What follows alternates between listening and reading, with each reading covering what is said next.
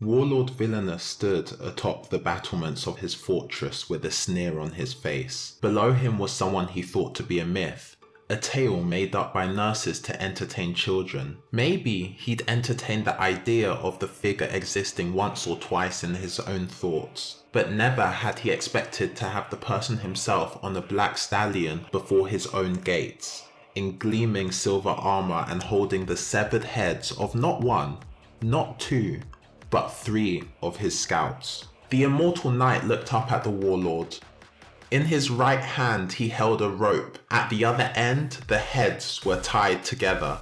They had been easy enough to kill, arrogant and slow to react as they were. The Immortal Knight had made quick work of them. He had thought about taking the whole bodies to show Villainous, but he figured just the heads would make his point, and be easier to carry. He threw them onto the dirt in front of him. "Bring me the boy, and I will leave," the Immortal Knight shouted. Villainous's sneer widened. Some would have thought it impossible, for it was already pretty wide, but widen it did, as his anger bubbled up. The boy the knight spoke of was none other than the Prince of Volca, Metallin. While his father, King Teshuzili, was fighting a war against the kingdom of Fekarath to expand the Vulcan Empire, he had decided to bring Metallin along to teach him the ways of war.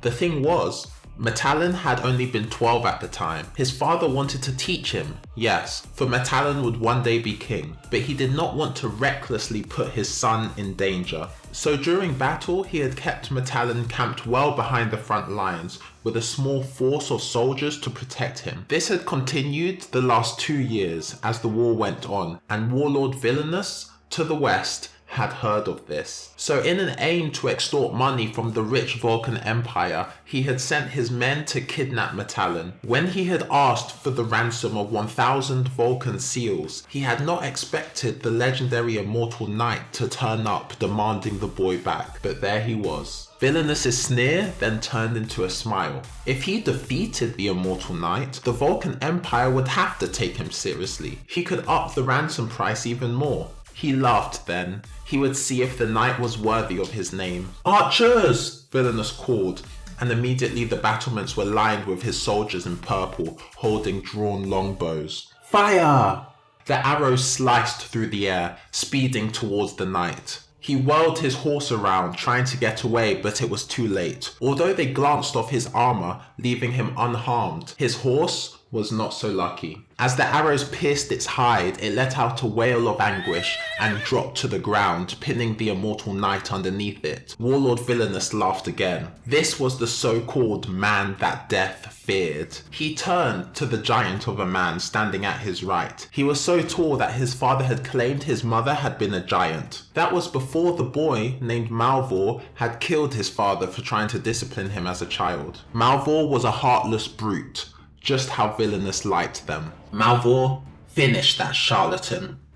Malvor grunted in acknowledgement, and hoisting his heavy double-sided battle axe, he made his way down. At the front gate, the Immortal Knight was patiently crouched behind his shield as a constant stream of arrows rained down at him. This was not the first time he had been in this situation, not even the 10th time in fact. He knew eventually they would change strategy or run out of arrows. Either way, he was willing to wait. Then they would pay for killing his horse. Oh, and he'd save the boy too.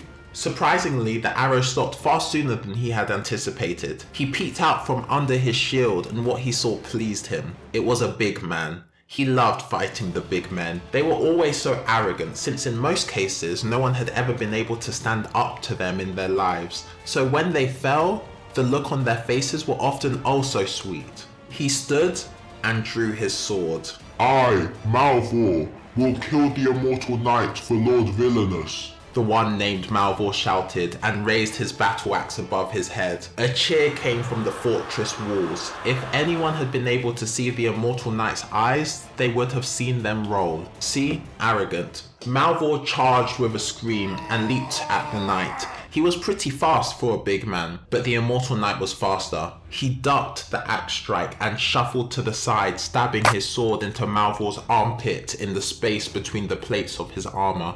As Malvor dropped to his knees, the Immortal Knight stabbed the so-called son of a giant through the back. Then he turned to look at the sneering warlord. "Is that all you have?" he mocked. He quickly crouched behind his shield again as a barrage of arrows descended upon him. On the battlements, Villainous was furious. He ordered a dozen of his best warriors out the gate. When the arrows stopped, the Immortal Knight went to work, cutting and slashing and weaving and twirling. Within minutes, all 12 of Villainous's men were dead. The gate opened once again, and this time 30 soldiers were sent to defeat the Immortal Knight. None survived. Wave after wave of soldiers Villainous sent, each one bigger than the last. And wave after wave the Immortal Knight defeated, never stopping, never tiring. Meanwhile, within a sparse room of just a bed and a chamber pot, stood Prince Metallan of Volca. The sound of the fighting coming from outside filled him with hope. It must be his father, come to rescue him. The hope, however, was replaced by shame. He was Prince of the Empire, and yet he had allowed himself to be captured. The dishonor that would bestow on him, his father and the royal line would impact them greatly. Not only that, but if his father had left the war with Vekarath, would the Empire even welcome them back? How would they overcome this blight on the family name? He made a vow then. He would do anything to make it up to his father. No matter how disappointed Teshizili was, Metallan would make sure to be a son worth having from this moment on. He knew the door must be guarded, but by how many? Surely it wouldn't be more than 4. Surely he could take them. If he could just attack with surprise and steal one of their weapons, then not even 4 of Villainous's worthless soldiers could overpower him. He went over to the chamber pot and picked it up, grimacing at the smell. He had a plan. He knocked on the door. No answer. He knocked again with more urgency. Hello? Hello? He heard the sound of a latch, and then the door opened, revealing a guard. Metallan didn't even wait. He chucked the contents of the pot at the guard's face and then smashed it into him. The guard reeled back, screaming. Metallan launched himself at him, going for the sword, but he was met with an armored fist. He was unconscious before he touched the ground. Back on the battlements, Warlord Villainous sneered wider than he ever had before. 7 waves of soldiers he had sent at the Immortal Knight, and 7 waves of soldiers the Immortal Knight had killed. He stood, calmly, as if on a morning stroll, waiting, looking up at Villainous. The silver helmet still covered his face, but Villainous could sense the disdain. "Send them all," he said. The soldier behind him was confused. "My lord, you mean the whole army?" Villainous rounded on him. "Send them all," he shouted, and the soldier rushed to obey. The Immortal Knight stood and watched as the gates of the fortress opened once again, and outpoured thousands upon thousands of soldiers. He raised his sword and waited for them to come. The shield wall came first, step by step, their pikes pointed forward, as if facing charging cavalry. The Immortal Knight weaved between the weapon points and stabbed in the gaps, felling them one by one. The infantrymen came then, surging forward in a huge mass. The Immortal Knight twirled and slashed, and then a blade nicked him, cutting through the weaker part of his armor at the inner elbow. The soldiers took their chance,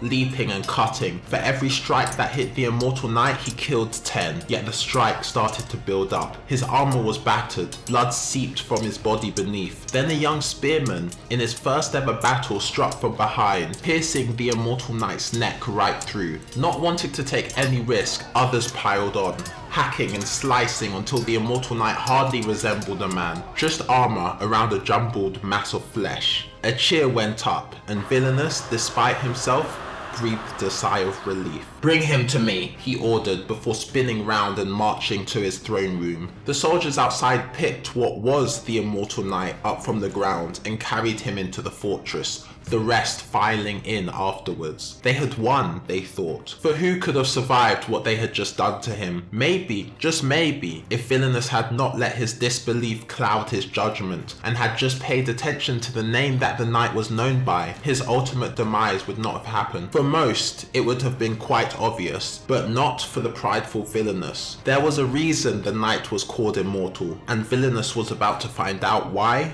firsthand.